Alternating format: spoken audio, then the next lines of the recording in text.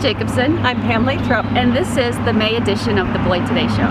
Isn't it great to be standing outside? It is. We are on the corner of State and Grand today, and we're getting ready for all of the wonderful events that happen here and on the riverfront for the summer season. I always get very excited about the summer because there's so much going on in Beloit. It's finally great to be outside. It smells like spring. Yes, yes it does. So today I will be interviewing, who am I interviewing today? Interviewing Steve Gavan. He is going to remind everyone to make sure that you're taking care of your property now that, things are starting to grow again. Make sure you mow your lawn and you take care of the things that need to be kept up. Right, and that's a great interview with good reminders for all of us. I'm going to be at the library talking to Jenny and Tina about the summer library programs. There's always tons of things going on there. And I heard they're doing an adult battle of the books this year, so look out for that. That should be really exciting. Absolutely. Then Crystal is going to be with us from the Downtown Beloit Association. She's talking about all the things that are going on downtown, so get your pencils. And Crystal's the one to interview. She knows everything. Well, Shauna too. They both know a lot, but Crystal she knows all the vendors. She knows she's at Fridays in the Park every week, so that should be fun. And her enthusiasm is really contagious. Yes. She's very enthusiastic. And then we're going to wrap up by interviewing Monica Kristopa from Visit Beloit and a new welcoming campaign for the city of Beloit, and that should be really exciting. So we have a lot going on. Absolutely, and following Monica, I think Linda's going to be on to tell us about more events that are going on in Beloit. So that's really, right. It's a jam-packed show, so stick around. Thank you. Hi, I'm Beth Jacobson, and I'm here with Steve Gavan. Steve is our lead code inspector. Right, Steve? Right. And Steve, we were just talking to him, and he said he's been with, well, I'll let you tell us. How long have you been with the city? I've been with the city 19 years. And have you always been in code enforcement? Yes, I have. Been in the Merrill neighborhood since day one. Okay. And if you've driven around the Merrill neighborhood, you seem to have done a great job. Oh, I've had some good cooperation from the patrons that live in the Merrill neighborhood, and I think the homeowners and the tenants are basically on the same page now as far as maintenance goes on the property. Now this is the May edition of the show, and one of the most difficult things, or a couple seasons that the code enforcement has some challenging times are in the winter, certainly when there's snow and things like that. But right now, what are some of your most common tickets that we're writing, or I guess warnings that we're issuing? Well, basically we also deal with the grass issue. Grass cannot exceed 8 inches in height. We first of all give a warning out saying if you don't have your grass cut within, I think it's a 48-hour period, then if you don't have it cut, then we send a contractor out and we give the homeowner a citation for not mowing the grass. And that's been a problem in the past when the weeds grow, because sometimes the weeds will grow faster than the grass. Correct. So that's something that code enforcement deals with all the time, and we like to, basically what you guys really want is compliance. So it's not really, we try to encourage people with tickets and warning them about having to pay fines, but really what we're looking for is compliance. Right. The ticket is basically our last resort. Like I said, we give a warning out, and that warning lasts for 2 consecutive years. Now with grass, it's a different situation, plus we go from year to year, from season to season. Now, what we're standing in front of now is a house that the city's acquired through tax foreclosure. But Steve, if you could give us a couple things that you look for when you're looking at just property maintenance, and this is ours, so we're not picking on anybody. Well, basically, we either do a walk-by or we get a complaint from a neighbor. We look for things like broken windows, peeling paint. We basically take a look at the overall house. Like I said, the peeling paint, we look at the roof, we look at the foundation for decaying concrete. As you can see on the corner here, same situation where the foundation's giving away. We look for broken or missing gutters. Gutters are not mandatory, but if you have them, they must be maintained. We look for house numbers. House numbers must be visible in case of emergency with the fire department or police department. And like I said, grass, snow covering the public sidewalk. We also look at the driveway. Driveway has to be, if it's a new driveway, it has to be paved. If it's an older driveway, it can be gravel, but it must be maintained 6 inches in height, 9 feet in width. So you got it down. Well, I've been at it long enough, Beth, Yes. so I got a good idea what's going on. So what happens is that with other property maintenance issues, you do the same thing, but you give them more time. If it's a roof, you give them more time than the 48 hours we talked about earlier. Exactly. We give them like 60 days for any type of property maintenance on the roof, any type of painting. Grass, like you said, usually 48 hours, same with snow. It's more of an immediate situation there. Right. Now I know that sometimes people call us and complain because it costs money to make improvements to their house. But what the real key issue is that we want our neighborhoods to look clean, and the cleaner that they are, the more that they deter crime. Exactly. And not only that, but we want the neighborhood. We don't want a home like this, and then this guy over here has got siding and his grass is taken care of. We want for everyone to be on the same page as far as the property maintenance goes. And the same goes for property for assessment value, so that your house, can sell, and so can your neighbors. Because if you have one, troubled property, that becomes an issue. It basically takes the neighborhood down. Like you said, assessed value. Property maintenance speaks for itself. Like you said, why should I paint my home? This guy next door to me, the roof is falling off, the shingles, the painting is not being taken care of. So it just goes to show that you need to be on the same page. Now, if people have questions about the code, can they call your department and ask what's the rules on especially for grass? Oh, exactly. Plus, we have a little pamphlet that we issue out that has basically a lot of the city codes on it and what you can do and what you cannot do. So keep that in mind if you're thinking of painting your house, I don't know, like a bright orange or something. Make sure you call code enforcement and say, what are we looking at? Or if you are wondering about something your neighbor's doing, it's always good to call. If you're concerned about a neighbor, usually the calls that we get, you're not the first one to call. We usually get a couple calls on the same property. Our neighborhoods are pretty well established, so get to know your neighbor. And I know that in addition to code enforcement, they work closely with police and fire. So make sure that you know your neighbors in case there is an emergency. Is there anything else you want to cover, Steve? Beth, I think we covered it pretty well. Like I said, if we have any questions, just 364-6650 is code enforcement's number, and we can answer any questions as far as property maintenance, trash and debris, motor vehicle violations. So just give us a call if you have any questions. And Steve, thanks for being on our show. I really No problem. appreciate it. Thank you very much. I'm at the library today with Jenny Schomburg and Tina Kukuski, and they have a lot of exciting things going on for summer, as always, at the library. Jenny's going to talk about the children and programs, and Tina's going to talk about the youth and adult programs. So let's start with you. Okay, What's great. the theme this summer? Our theme this summer is Fizz Boom Read. So we're doing a lot of science type programs for the kids 12 and younger this summer. So we're very excited about bringing science into the library. Well, technically, when does summer start? So when does the program start? Our kickoff event is going to be on Saturday, June 14th from 1 to 3 in the afternoon. Kids can sign up, earlier in the morning, that's fine, but the actual event will be in the afternoon, and we have Carrie Ingredients and Beloit College coming in to do kind of their science fair that they've done for themselves at the college. They're coming in to do that for us, so we'll have activity stations available for kids and their families. That sounds fun. I think you'll probably get lots of information out to the kids before they leave school, but Yes. write down that date, June 14th. June 14th. That sounds like a lot of fun. Yes. And what other kinds of things can the kids do We've got this all summer? sorts of things going on. We have our regular programming then throughout the week, which is on Tuesdays. We have our Tales and Treats for kids 6 to 12. And then on Wednesday afternoons, we have our tween times for kids 8 to 13. And some of those programs will include fingerprinting fun. We'll have somebody from the Beloit Police Department come down and teach kids how to do fingerprinting. And we're also going to have somebody coming in. Thomas Edison is actually going to be here Really? for one of our programs. Yes, we're very excited about that.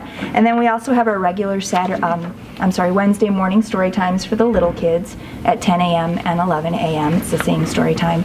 And then throughout the summer we have Thursday and Friday family fun day events, just depending on the dates, and there's different times for those. So that's our regular programming. Okay. We do have a couple other things. We have our Vagabond Bears right here that kids can check out to take on vacation with them. It comes with a backpack and some travel activities in the backpack. And then we also have, we did this last year. We have our summer feeding program. It's going to be later in the summer, in August, but we've partnered with the Beloit School District and New Zion Church to feed kids. And that will be in our program room right here, like the third week in August, so you can catch more information about that as we get a little closer. A morning program? It'll be in the afternoon, and they'll come in and feed the kids, and we're going to have activities available like story times or arts and crafts, things like that. Do you have poolside reading? We do too? also have poolside stories at Kruger Pool, and that's every Wednesday at 3 o'clock, as long as it's not raining. And we did run into that. Warm. And as long as it's warm. Exactly. Promise. Yes. And then the last thing that we have, and she's always a hit, we have Lily. Our Read to Lily dog will be here throughout the summer as well on Friday she's so afternoons. sweet. Yeah, she's great. She's a great dog. And now you have lots to talk about, but so does Tina. So let's give Tina some chance. You're going to talk to us about the adult and youth programs, or Yes, teen programs. Yeah, the adult program and the teen program, we're both having two different themes this year. The adult theme is Back to the Beach, and the teen theme is Spark a Reaction, Be Creative. In addition to our regular movies that we have the first Wednesday of each month, and the State Line Genealogy Club, which is the second Friday of each month, we're going to do a couple of interesting things this summer. One of them is a book bingo, and this is for adults only. It starts June 2nd. This is our bingo card. It'll be a little smaller for people to carry around, but the idea is to read a book from each of these categories, get it stamped, turn in your card when you have it all filled up, and then you'll be put in a giveaway for a grand prize, which we haven't determined what the grand prize is yet, but soon. It's always good. Yes, it's always good. We'll also be doing Great Outdoors at Your Library programming, which is through the Arrowhead Library System. And we'll be having a fly casting clinic, emerald ash borer information. Everybody's interested in knowing about that now that the emerald ash borer is in Rock County. And then in July, that's our big reading kickoff, is the Back to the Beach with a beach movie marathon, which we'll be having on July 17th. Plus, each week in July, you get to put your name into a ballot box, and we'll pick a winner, or actually we're going to be doing 3 winners each week from the ballot box for gift cards. That's also for adults. And then in August, there's the Tree IQ program that we'll be having. Again, it's Great Outdoors at Your Library programming. And then with the teens this year, with the Spark a Reaction and Be Creative, we have a really popular Yu-Gi-Oh club, which meets the first Tuesday of each month now. But during June and July, we're going to be meeting every Tuesday. What's Yu-Gi-Oh? Yu-Gi-Oh is a card game that I think is connected to anime and manga, and that's all I know about the Yu-Gi-Oh. I just dated myself. I'm sure. Sorry. Everybody watching probably knows what Yu-Gi-Oh is. But anyways, that summer kickoff will start June 16th for the teen group. They're also going to be having a reading club with 3 periods of reading where you can put your name in at the end of each period about the books that you've read, and we'll be picking out gift cards during those drawings too. And we're also going to continue with the Paperback Teen Book Club. We'll be doing that in June this year. We're going to be reading Adaptation by Melinda Lowe, which I've just started and is a fabulous book. So we're encouraging teens to read the book, come and talk with us about it, and talk with other teens about the book. Great. And then Marshmallow Madness is a creative way to use marshmallows. And our closing maker event, where we do a lot of different kinds of crafts with whatever we have left over. So we've got a lot planned. Well, so mark your calendar for the month of June, because that's the big kickoff for all of the summer reading programs. As you can hear, there's things for the whole family to do. It'll definitely keep the family together this summer. Are you showing Beach Blanket Bingo? We are. Oh, of course you are. Because you have the bingo card. Definitely. It's all connected. Yeah. Absolutely. Well, it sounds like an explosive summer here at the library. Fizzing and booming, and we hope that we'll see you at the library. If you have any questions, please feel free to call or stop in, which is even better because it's like being in a candy shop. You'll definitely find something to check out.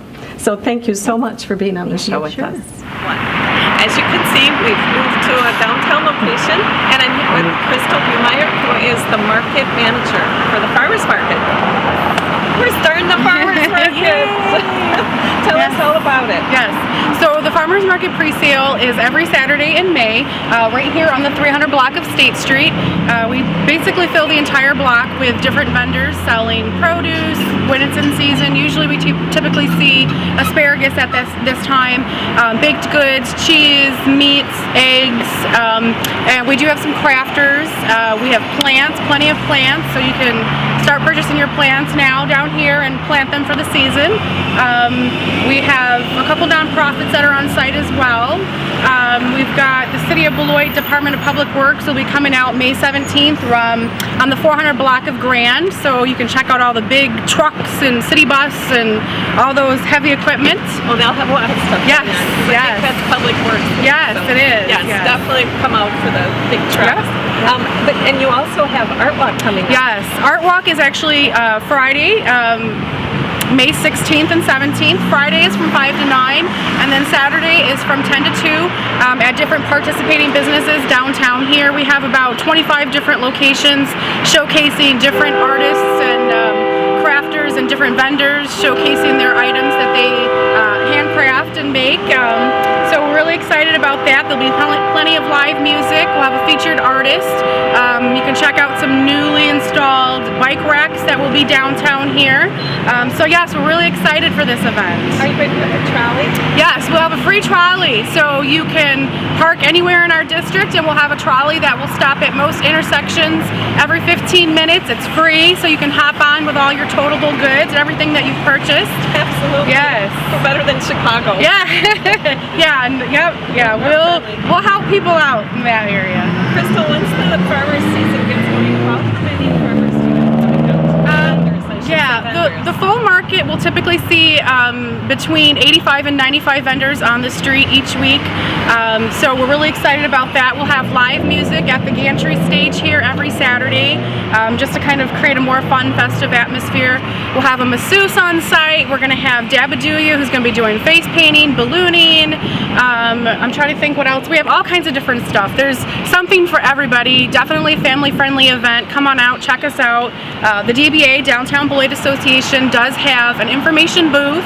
So if you have any questions about the farmers market or anything in general about Beloit, we'll try to help you. I may not have all the answers, but we'll definitely, we'll try to help you out. So yeah, all kinds of information. Everything that's happening in Beloit, we'll have different events and stuff and everything available.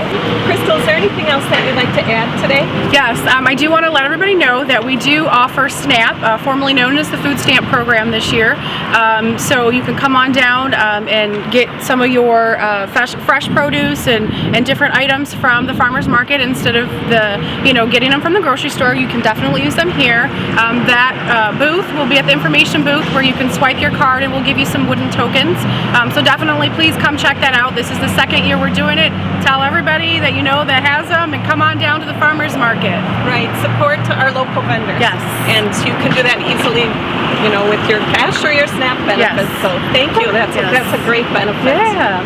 And I think that wraps it up for us today. I think we want people to definitely meet us on the corner of State and Grand. Yes. Thank you so much for being Thank you. with us. Yep. Hi, I'm here with Monica Christopa, Executive Director of Visit Beloit, and we're here today to talk about two things.